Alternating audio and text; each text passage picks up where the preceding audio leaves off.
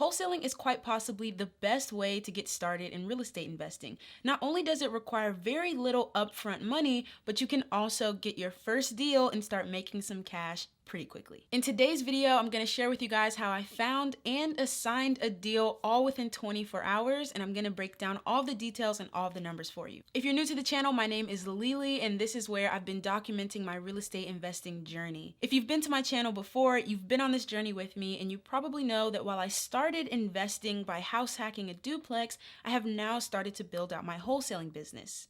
It has been a wild ride full of ups and downs that I've shared with you guys, but in my first 3 months, I've managed to do 3 deals, and I'm really excited about how quickly, if you really apply yourself, you can learn and start making money in this business. All 3 of those deals have been what you call on-market deals, meaning that the seller was already trying to sell the property and I didn't do any driving for dollars, cold calling, or mailing postcards to get these deals. Instead, I put all of my time and effort towards getting really good at finding and analyzing on-market deals and building relationships with real estate agents. You can check out this video right here to see all of the details behind why I chose on-market deals versus off-market deals, but the biggest benefit of on-market to me comes down to one thing, and that's speed. If you can get the knowledge you need and get your systems in place, you can get an on-market deal much quicker than you can get an off-market deal where you're waiting for someone to respond to a piece of mail or you're following up with them 3 or 4 times before they even decide if they want to sell their house.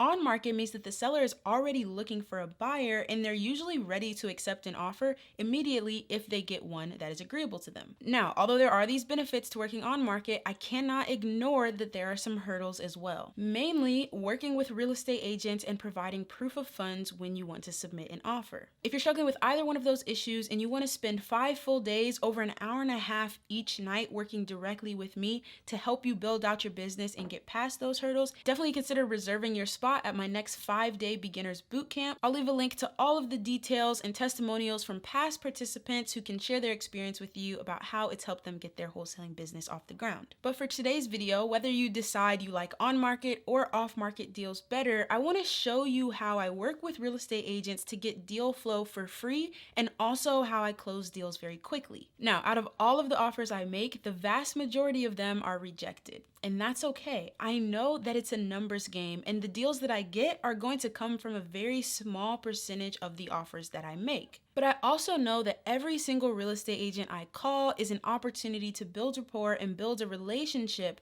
that whether or not that particular deal works out, that relationship can benefit me and my business and that real estate agent in the future. About a month and a half ago, I reached out to a listing agent of a property to make an offer, and lo and behold, the seller got like 3 or 4 offers higher than mine, and so they didn't go with me. But the agent and I had a really good conversation, we built some good rapport, and when he let me know that the seller was going with another offer, I told him, hey, no worries, I get it, but if you ever get any other distressed listings, be sure to send them my way and you can represent me on the deal as well. This is called the double dip strategy. It's not something that I'm claiming to have made up. I learned about it from Jerry Norton, who I'm sure a lot of you guys watch as well. He has a great YouTube channel also. And if you want to see my breakdown of how this strategy works, where I tried it out over 100 times with different agents, you can check out this video right here. So he let me know that he would reach out to me if he ever got anything, and a few weeks later he sent me this text message. It was actually right in the middle of one of those 5-day beginner bootcamp Zoom calls that this text message came through, and so the participants got to see how I immediately looked up the address of the property and realized it was in what I call a hot pocket in my market, which is where there's a lot of investors looking to make cash purchases. So I quickly ran through the system I've developed for finding comps, estimating ARV, estimating a rehab budget, and coming up with an offer price. The agent and I had built such good rapport the first time that we spoke that he knew I really didn't need to come to the property to make a serious offer, and so we hopped on the phone and kind of talked me through the different things that I needed to know about the house,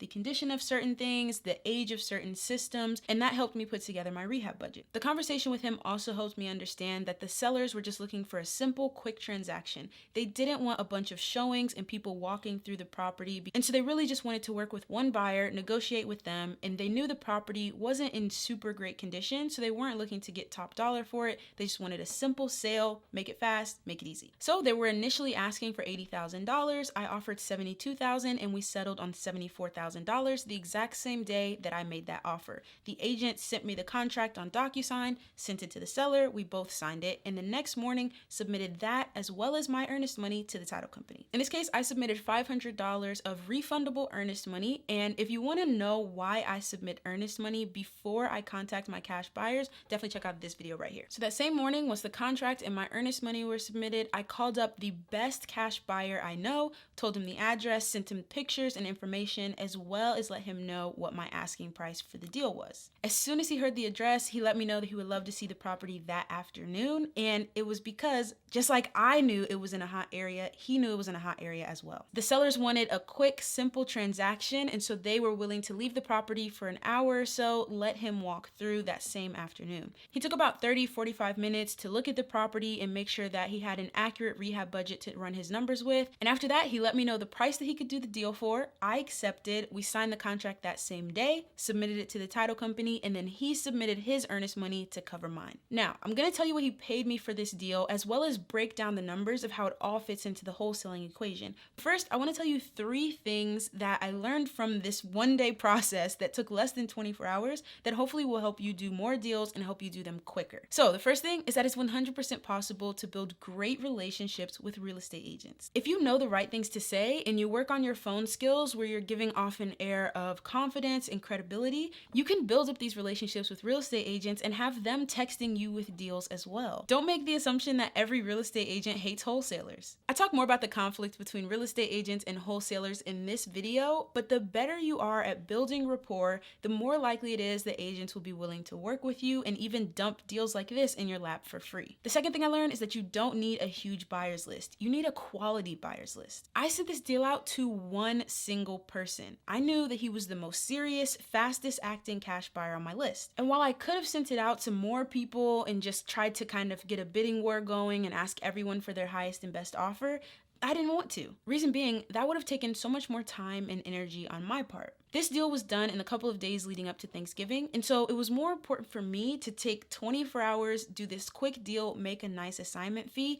and also get the chance to spend time with my family, help with the cooking, and just relax. To me, that's the whole reason that I'm investing in real estate, so that I can spend time doing the things I love with the people I love. And so it wouldn't have made sense to trade that time around Thanksgiving with my family to be walking multiple buyers through the property and taking different offers and giving counter offers and all of that. I just wanted to do a quick, fair deal where everyone could leave the deal happy. The sellers wanted to get their cash in a simple transaction. I wanted to make a wholesale fee for the work that I'd done to build up these relationships. The real estate agent wanted to get double commission on the deal, and my cash buyer wanted to get a new investment property that he can go on to use as a rental or to flip and make a profit on his investment. So that's why I chose not to spend so much time trying to find buyers. I just wanted to find my best buyer. It also turns out that usually your best buyer is willing to pay the most for the deal because their costs, like their rehab and their fees, are lowest. And so just because they know what they're doing, they can afford to pay usually very close to what you're asking. That's just what I found in my experience. The less experienced buyers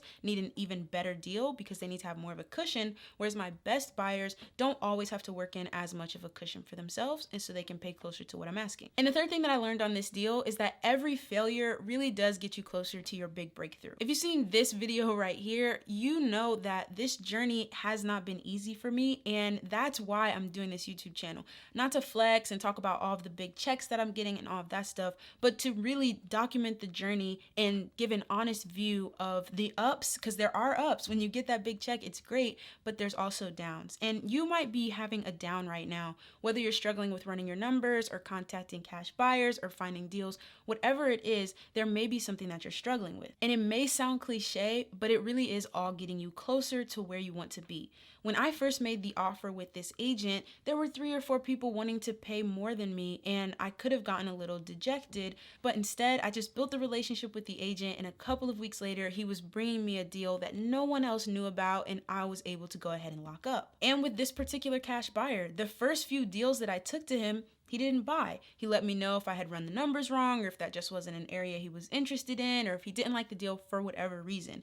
But I kept sending him deals, I kept taking his feedback, and now that he bought a deal from me, I'm sure we're gonna do more together in the future. So hopefully these things will help you on your journey to kind of stay encouraged and keep pushing forward. Now, let's get into the numbers. So this is the wholesaling equation that I use to run my numbers. Okay guys, this is voiceover Lili, because while I was editing this video, I realized that I made a mistake with the math, and so I want to go ahead and break it down for you guys the correct way. So it's true that when I'm evaluating deals, I use this wholesaling formula. The ARV times a certain percentage minus my rehab budget minus my wholesale fee, and that gives me my offer price that I make to the seller. Now, for the purposes of today's video, let's think about this from the perspective of the cash buyer and think about how they're running their numbers, and that will help us understand why they are willing to pay what they're willing to pay. So the formula stays basically the same, except for the fact that my cash buyer isn't worried about my wholesale fee, so they take that out, and instead they're looking at the ARV times a certain percentage minus the rehab budget, and that tells them their maximum offer of what they can pay me for the deal. Although these are my numbers and they're just estimates, we're not 100% certain that these are the same numbers my cash buyer used, but for the purposes of the video, let's go with my estimates. And that was $125,000 for the ARV and $20,000 for the rehab. Now, my cash buyer paid me, drumroll please, $82,000 for this deal. And so if we do a little bit of algebra and move things around, that tells us that this was an 81.6% deal basically. And what that means is that if they were using the same estimates that I used, they would have the $125,000 for the ARV multiplied by 81.6% minus $20,000, and that equals $82,000, which is what they ended up paying me. Now, the interesting thing is that when I ran the numbers on my end for this deal, I ran them at 80%.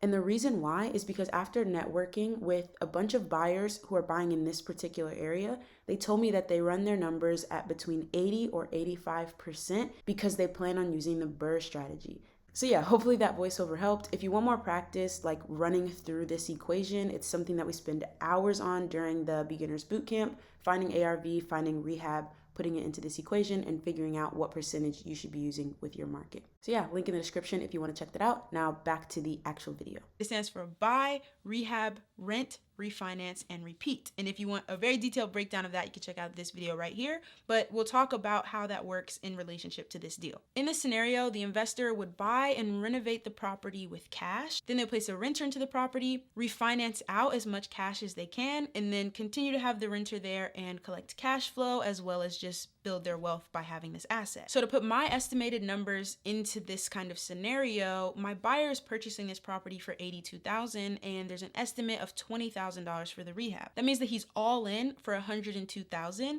and we can estimate that there's going to be another $8,000 or so in closing costs and holding fees while he's doing the renovation. So we'll just bump that up to an all-in number of $110,000. So he's all in for $110,000. The property is now worth $125,000. So when the investor goes to the bank to refinance this property, the bank will give him 85% of the value of the house back out in cash, because it's called a cash out refinance. So to complete this BRRRR, the property is worth $125,000 and 85% of that is $106,250. So at the end of the day, the buyer spends $110,000 of their cash to purchase and renovate the property, and then when they refinance, they get $106,000 back, which means in total, they're out of pocket only $4,000 left in the deal. Plus, they still have a cash flowing rental property that's building their wealth.